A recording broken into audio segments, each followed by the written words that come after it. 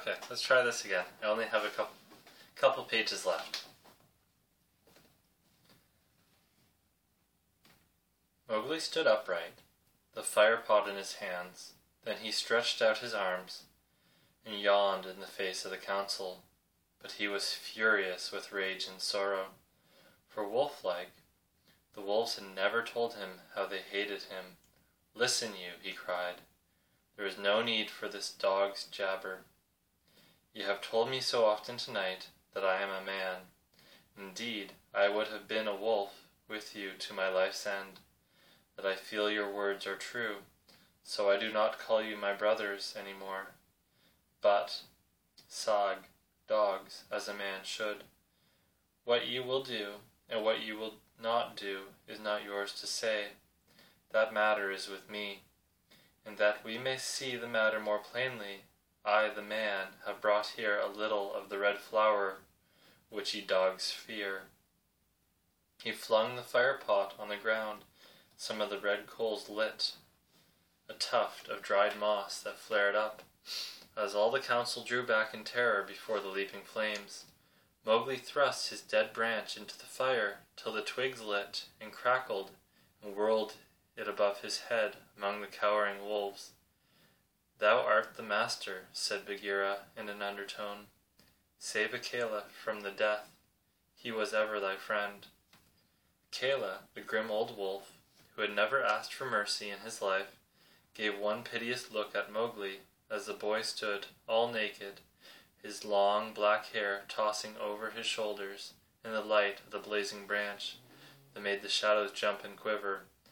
"Good," said Mowgli, staring round slowly. "I see that ye are dogs. I go from you to my own people. If you be my own people, the jungle is shut to me, and I must forget your talk and your companionship, but I will be more merciful than ye are, because I was all but the brother in blood. I promise that when I am a man among men, I will not betray you to the men as ye have betrayed me." He kicked the fire with his foot, and the sparks flew up. "There shall be no war between any of us in the pack, but here is a debt to pay before I go."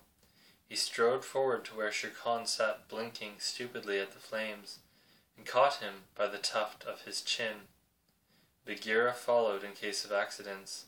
"Up, dog!" Mowgli cried. "Up when a man speaks, or I will set thy coat ablaze." Shere Khan's ears lay flat back on his head, and he shut his eyes, for the blazing branch was very near.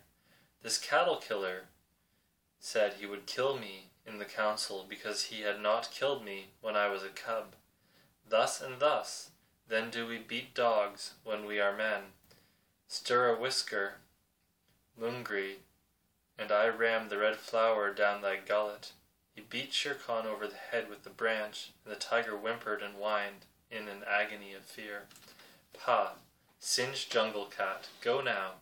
But remember, when next I come to the Council Rock, as a man should come, it will be with Shere Khan's hide on my head. For the rest, Akela goes free to live as he pleases. You will not kill him, because that is not my will. Nor do I think that you will sit here any longer, lolling out your tongues as though you were somebody's, instead of dogs whom I drive out. Thus go." The fire was burning furiously at the end of the branch, and Mowgli struck right and left round the circle, and the wolves ran howling with the sparks burning their fur. At last there were only Akela, Bagheera, and perhaps 10 wolves that had taken Mowgli's part. Then something began to hurt Mowgli inside him, as he had never been hurt in his life before, and he caught his breath and sobbed, and the tears ran down his face. "What is it? What is it?" he said. "I do not wish to leave the jungle, and I do not know what this is." "Am I dying, Bagheera?" "No, little brother. Those are only tears, such as men use," said Bagheera. "Now I know that thou art a man, and a man's cub no longer.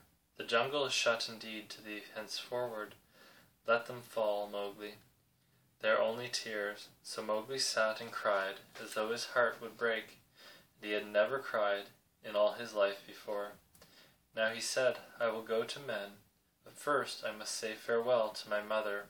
And he went to the cave where she lived with Father Wolf, and he cried on her coat while the 4 cubs howled miserably. "You will not forget me," said Mowgli. "Never while we can follow a trail," said the cubs. "Come to the foot of the hill when thou art a man, and we will talk to thee, and we will come into the croplands to play with thee by night." "Come soon," said Father Wolf. "O wise little frog, come again soon, for we be old, thy mother and I."